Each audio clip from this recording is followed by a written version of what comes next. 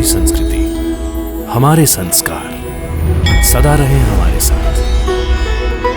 भारत की पुरातन गाथाएं और महान संतों की वाणी। सब्सक्राइब करें तिलक कथाएं। तुम्हें इस वक्त अपने घर में होना चाहिए। जाओ, अपने पति की रक्षा करो। मेरे पति को क्या हुआ? आओ, मेरे साथ आओ।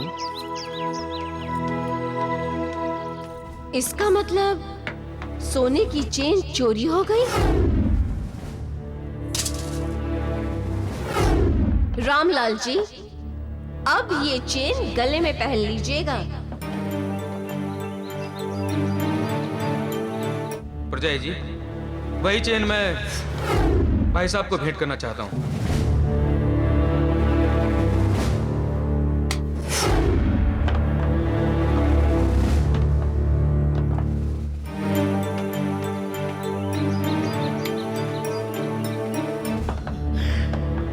मन के रिश्तों में शंका और अविश्वास पैदा हो जाए तो मन खट्टा हो जाता है, और लाख कोशिश करने के बाद भी फटा दूध और खट्टा मन पहले जैसा नहीं रहता।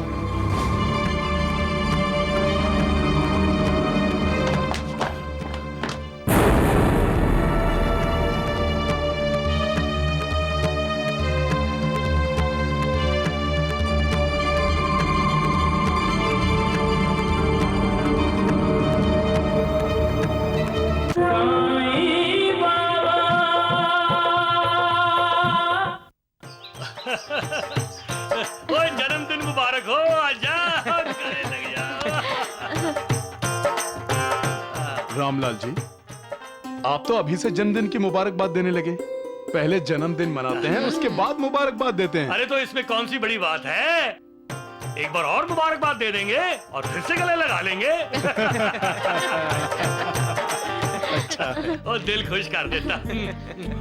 अरे खा नहीं रहे आप लोग? लो भाई।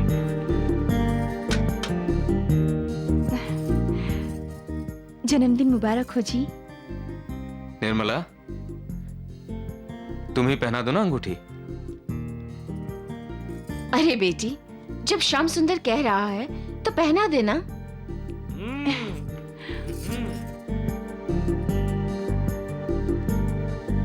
ओ वाह। रामलाल, तुम्हारे लिए आज का दिन शुभ नहीं है रामलाल। सावधान। बाबा,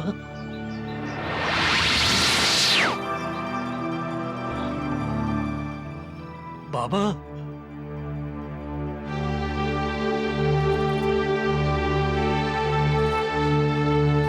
बाबा, बाबा, बाबा, कहाँ हैं आप बाबा?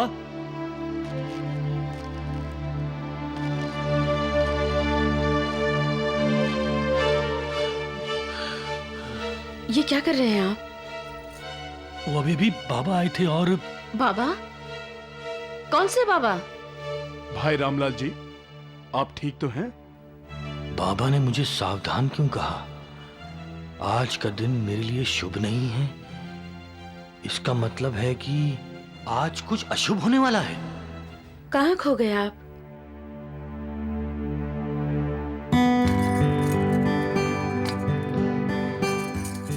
दामाद जी, ये तुम्हारे लिए। देखिए, नानी ने कितना अच्छा तोहफा दिया है। ला दिखा भाई। चैन तो बहुत खूबसूरत है। ये तो मैं पहन कर देखूंगा। ये क्या कर रहे हैं आप? ये तो श्याम सुंदर के लिए है। प्रजय जी, आप ये कैसी बातें कर रही हैं? हमारे बीच ये मेरा तेरा कहां से आ गया?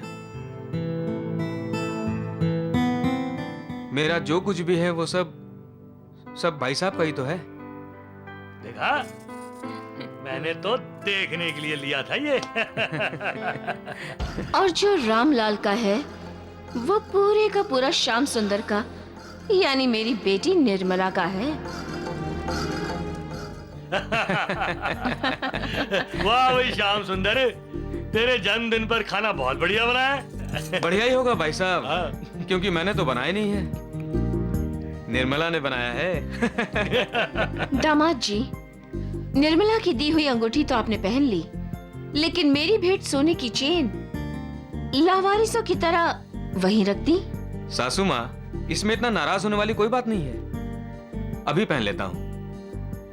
निर्मला, दे दो भाई, सासू माँ नाराज हो रही हैं। चाची, चाचा को सोने की चेन मैं पहनाता हूँ। अच्छा। वाह, अरे ये तो खाली है।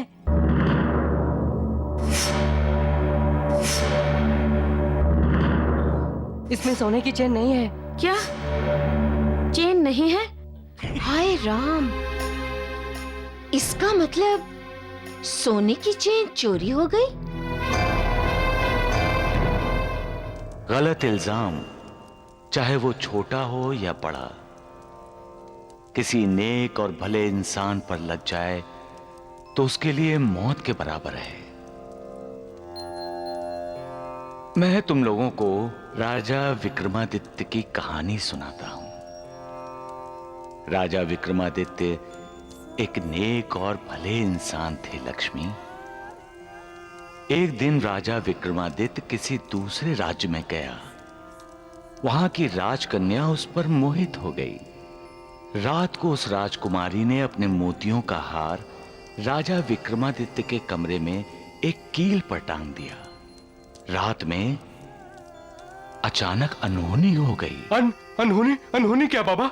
दीवार पर एक राजहंस की तस्वीर लगी हुई थी। अचानक तस्वीर का राजहंस जिंदा हो गया और एक एक करके मोती खा गया। अगले दिन राजकन्या के मोतियों के हार की चोरी का इल्जाम राजा विक्रमादित्य पर लग गया। राजा विक्रमादित्य ने कहा कि तस्वीर का राजहंस मोती निकल गया। किसी ने उस पर विश्वास नहीं किया। बाबा, आज अचानक आपने ये कहानी हमें क्यों सुनाई? इसका कोई न कोई तो तात्पर्य है साईनाथ। महालसापति, जब ग्रह दशा ठीक नहीं होती तब कुछ भी हो जाना संभव है। इतने बड़े राजा पर भी चोरी का इल्जाम लग सकता है। चोरी? लेकिन कैसे हो सकती है? कोई बाहर वाला तो आया नहीं यहाँ पर। मैं भी तो यही कहना चाहती हूँ। लेकिन ये डब्बा तो यहीं था ना सासू माँ? लेकिन मनीषा जी, आप जरा आइए मेरे साथ।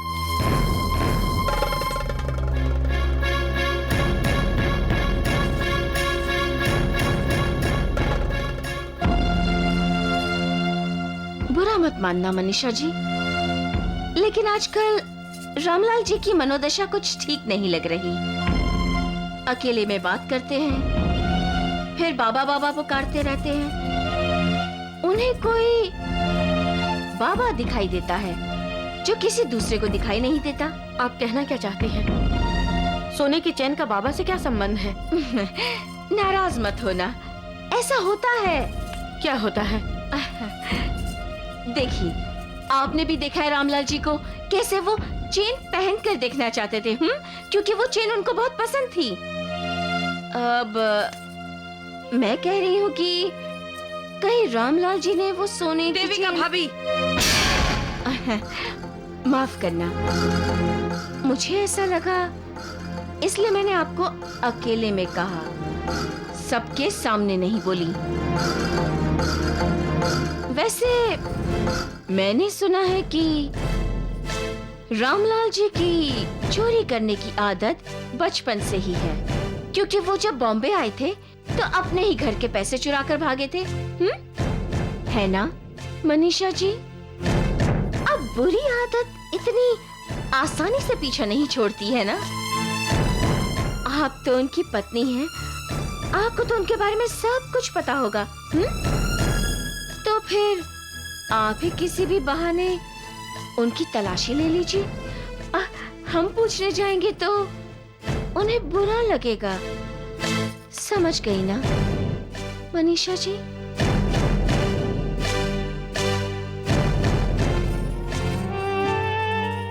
भाभी, माँ ने आपसे क्या कहा? माँ,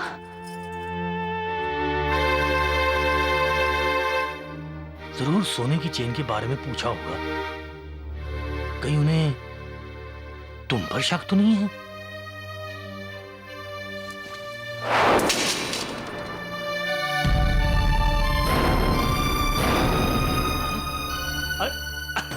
अरे अरे अरे, श्याम सुंदर, ये देख, ये देख, ये देख। अरे तेरी सोने की चेन तो ये रही। लेकिन पिताजी, चैन तो आपकी जेब से गिरी है। मेरी जेब से?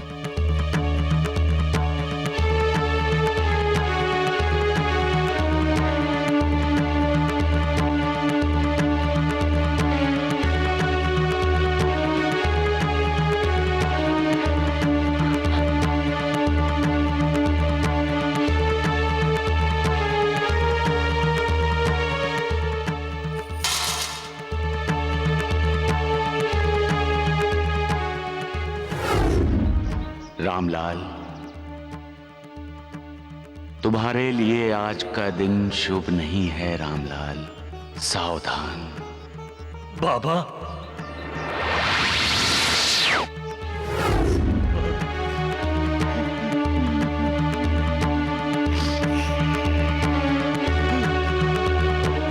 कोई पराया हमें धोखा देता है या हमसे दगा करता है तो हमारा दिल इतना बेचैन नहीं होता। क्यों?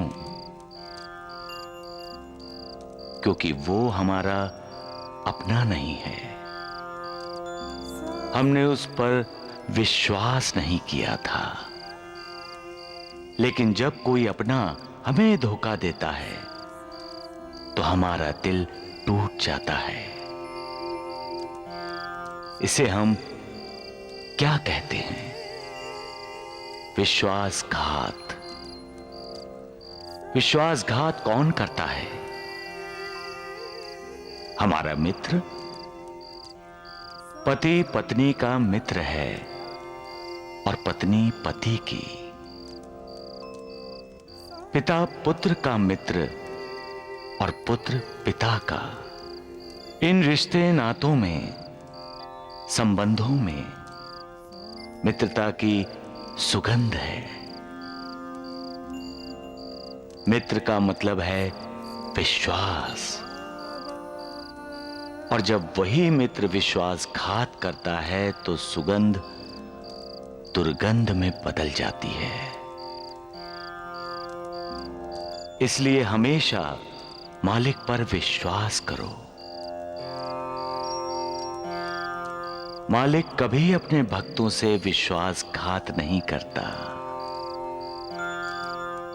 जो उस पर विश्वास करता है उसका वो कल्याण करता है।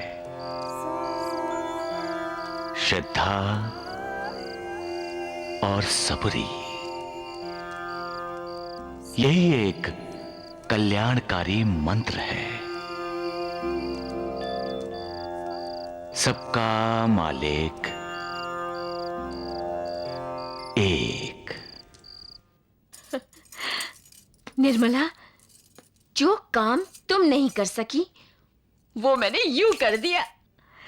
रामलाल और श्याम सुंदर के बीच नफरत के बीज बो दिए हैं मैंने। क्या? लेकिन माँ, तुमने ये किया कैसे? अरे ये तो बहुत ही आसान था।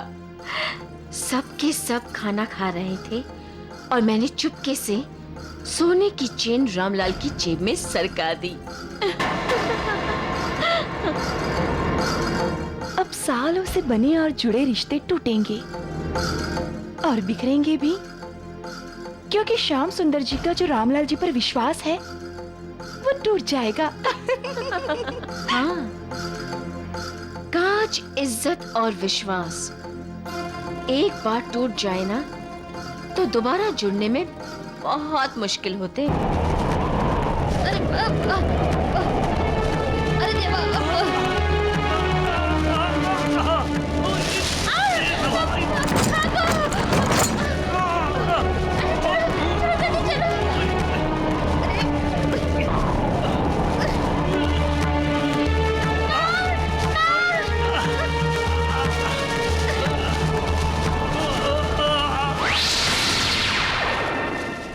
रामलाल, इतनी जल्दी हार मान ली? बाबा! रामलाल, इंसान की जिंदगी एक कुरुक्षेत्र ही है, जिस पर इंसान को भावनाओं का महाभारत लड़ना ही पड़ता है। कभी अपनों के साथ और कभी कभी अपने आप से भी।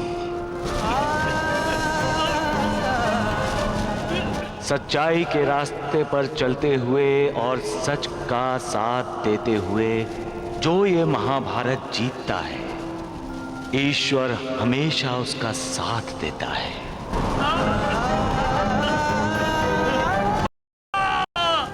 ये युद्ध अनोखा युद्ध है रामलाल। इसमें तीर, भाले, तलवारें नहीं चलती, इसमें शब्द चलते हैं। ऐसे शब्द जो भयंकर, विस्फोटक और विनाशकारी होते हैं। ये अस्त्र इंसान को जख्मी नहीं करता, उसके मन को घायल कर देता है। जैसे तुम इस तूफान का सामना कर रहे हो, उसी तरह तुम अपनी जिंदगी में आए और आने वाले तूफान का मुकाबला करना। तुम्हारा कल्याण होगा रामलाल।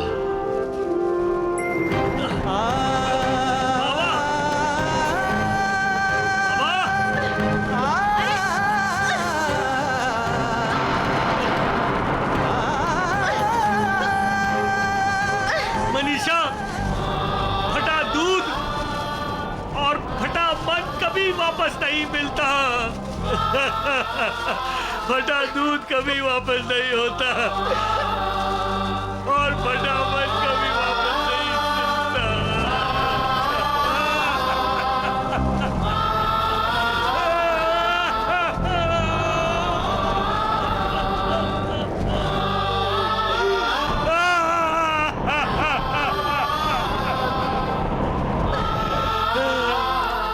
सबका मालिक एक।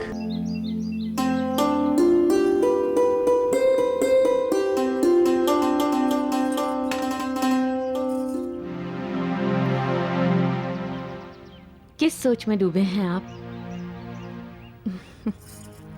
लीजिए, मूली के पराठे खा लीजिए। मनीषा, लाख कोशिश करने के बाद भी खट्टा मन और फटा दूध फिर से एक जैसे नहीं हो सकते। क्यों बार बार दोहरा रहे हैं उस बात को? भूल जाइए।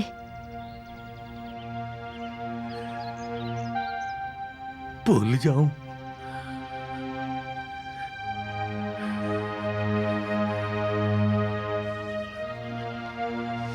कैसे कैसे भूल जाऊं? वो मुझे चोर समझते हैं। वो भूल जाऊं? चोरी का इल्जाम मौत के समान होता है मनीषा। मैं अपनी मौत को कैसे भूल जाऊं?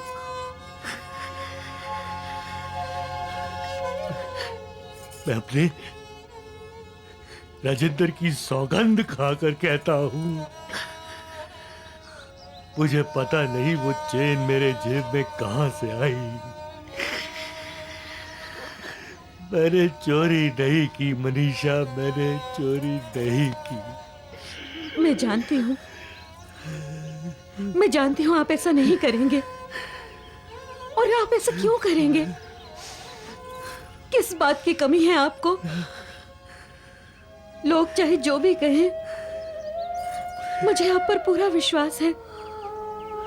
और श्याम सुंदर भी इस बात को जानता है। श्याम सुंदर भी अगर इस बात को जानता है और उसे मुझ पर पूरा भरोसा है, तो वो मुझे मिलने क्यों नहीं आया मनीषा? मुझे मिलने क्यों नहीं आया? भाई साहब,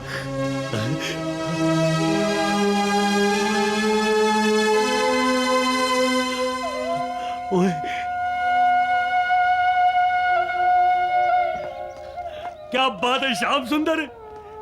ओए श्याम सुंदर, मुझे पूरा विश्वास था मेरा यार आएगा। आजा, आजा, गले लग जाए यार, मेरे कलेजी की आग को ठंडा कर दे। आजा, गले लग जा यार, गले लग जा।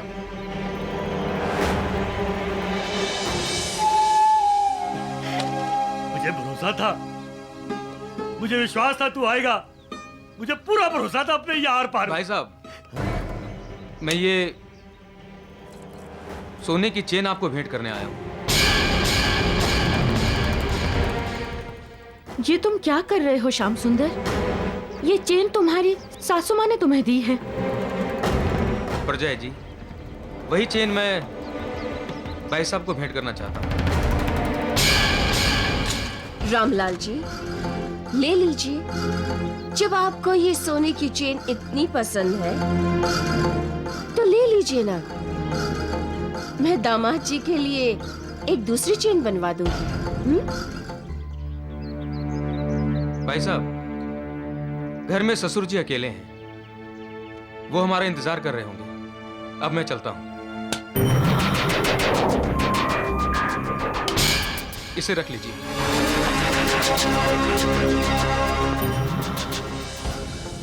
अरे हाँ रामलाल जी, अब की बार इस सोने की चेन को जेब में मत रखिएगा, गले में पहन लीजिएगा, ठीक है?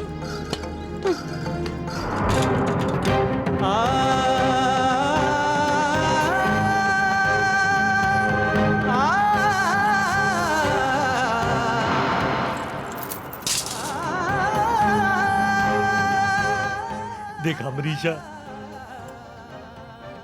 श्याम सुंदर को भी मुझ पर भरोसा नहीं रहा।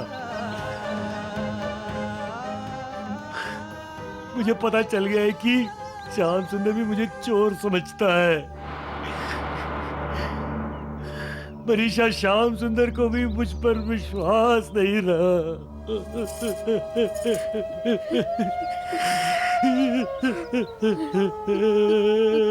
मनीषा,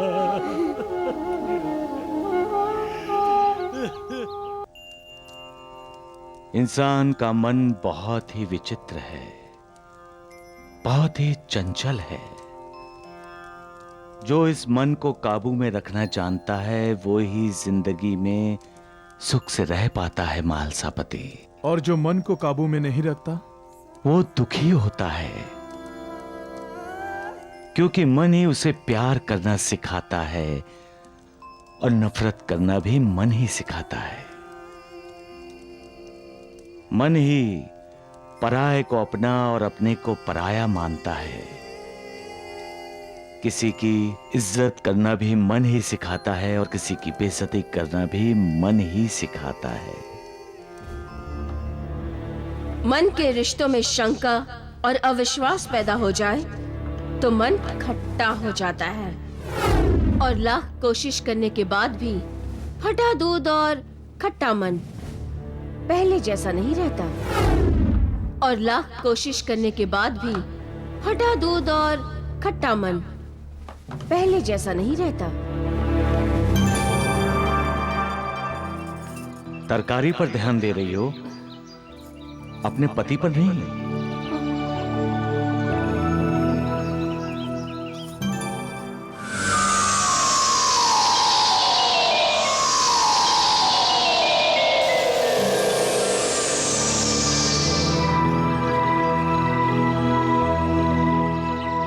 तुम्हें इस वक्त अपने घर में होना चाहिए। जाओ, अपने पति की रक्षा करो। मेरे पति को क्या हुआ? आओ, मेरे साथ आओ। इसका मतलब सोने की चेन चोरी हो गई? रामलाल जी, अब ये चेन गले में पहन लीजिएगा। प्रजय जी, वही चेन मैं भाई साहब को भेंट करना चाहता हूँ।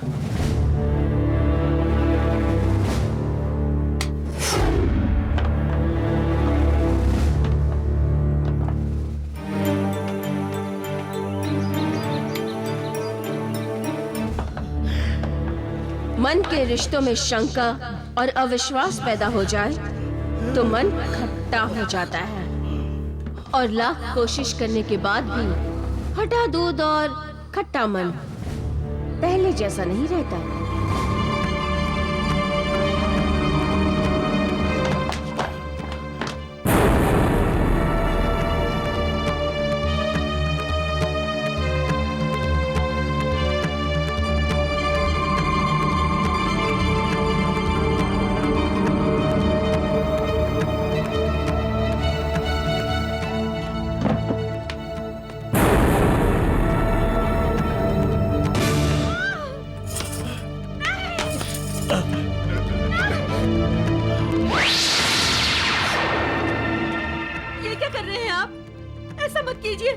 मनीषा, मैं जिंदा नहीं रहना चाहता। मनीषा, मुझे मर जाने दो।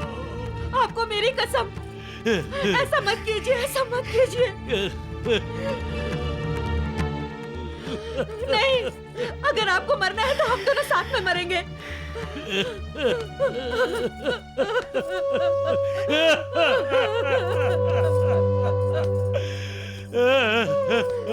खाइए मेरी कसम कि आप कभी आत्महत्या के बारे में नहीं सोचेंगे। खाइए मेरी कसम।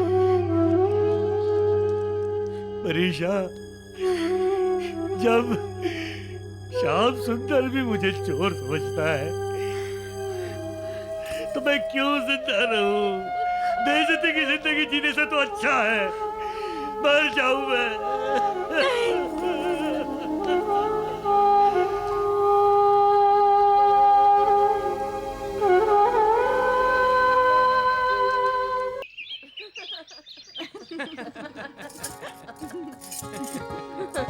अच्छा सासू माँ, उसके बाद क्या हुआ?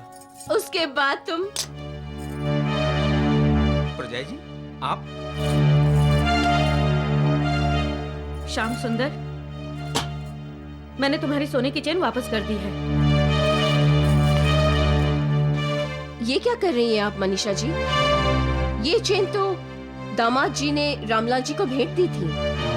श्याम सुंदर अभी इतना बड़ा नहीं हुआ कि वो अपने बड़े भाई को भेंट दे सके। अगर देना ही है तो उन्हें प्यार दे, इज्जत दे, चोरी का झूठा इल्जाम नहीं।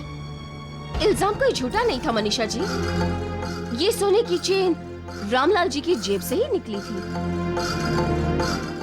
और वो भी सबके सामने। सुना तुमने श्याम सुंदर? तुम्हारी सास कह रही है कि चेन रामलाल जी ने चुराई थी, और तुम भी यही मानते हो। इसलिए तुमने इनके कहने पर वो चेन रामलाल जी को भेंट कर दी और उनका अपमान किया।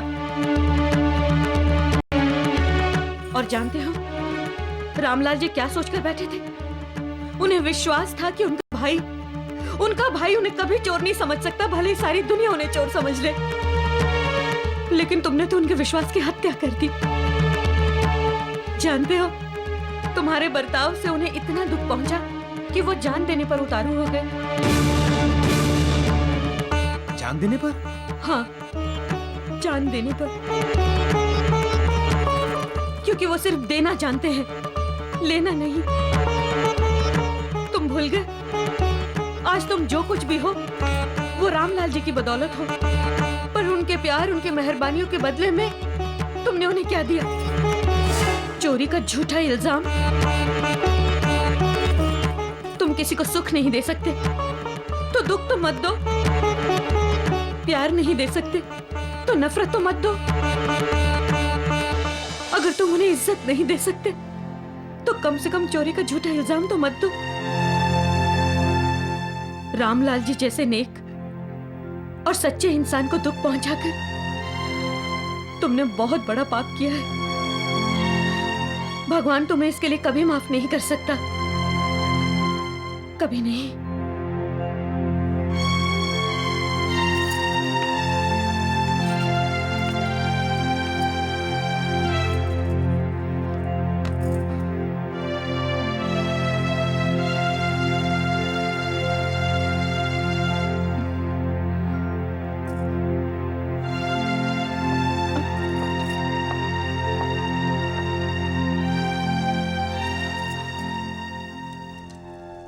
एक पत्नी को अपने पति के मान सम्मान की रक्षा करते हुए देखा है मैंने।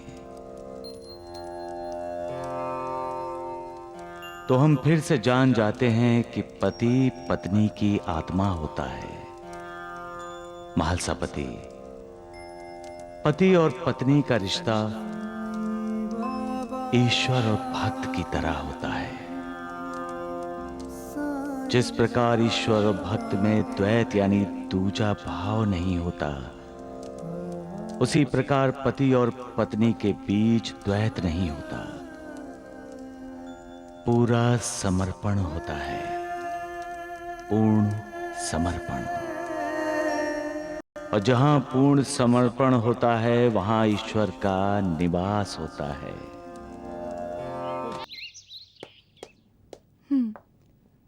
सुनिए, कहाँ जा रहे हैं आप? रामलाल भाई साहब के पास। क्यों? माफी मांगने, और क्यों? अरे वाह, माफी तो उन्हें मांगनी चाहिए, यहाँ आकर हम सबकी। मनीषा भाभी ने जो हमारा अपमान किया है, चोरी तो चोरी, ऊपर से सीना जोरी। निर्मला, दामाद जी, आप इस पर गुस्सा मत करिए। ये कुछ भी गलत नहीं कह रही है। आप अपनी वो मनीषा भाभी के बहकावे में मत आइए। वो आपकी भावनाओं के साथ खेलना चाहती है। कैसे अकड़ कर कह रही थी कि आज आप जो कुछ भी हैं सिर्फ रामलाल जी की बदौलत है। ठीक ही तो कहा परजाई जी ने। क्यों? क्या आपने मेहनत नहीं की? क्या आपके पास दिमाग नहीं है?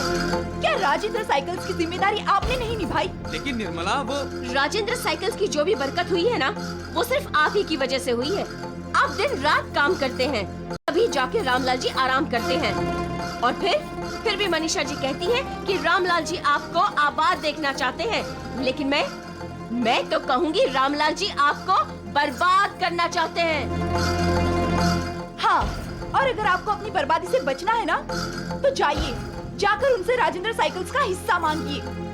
क्या? हाँ।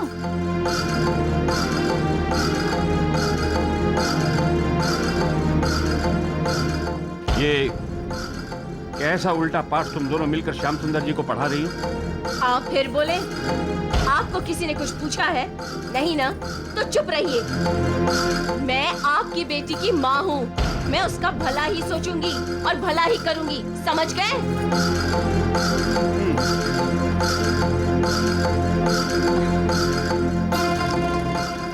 चल चल मेरी बच्ची।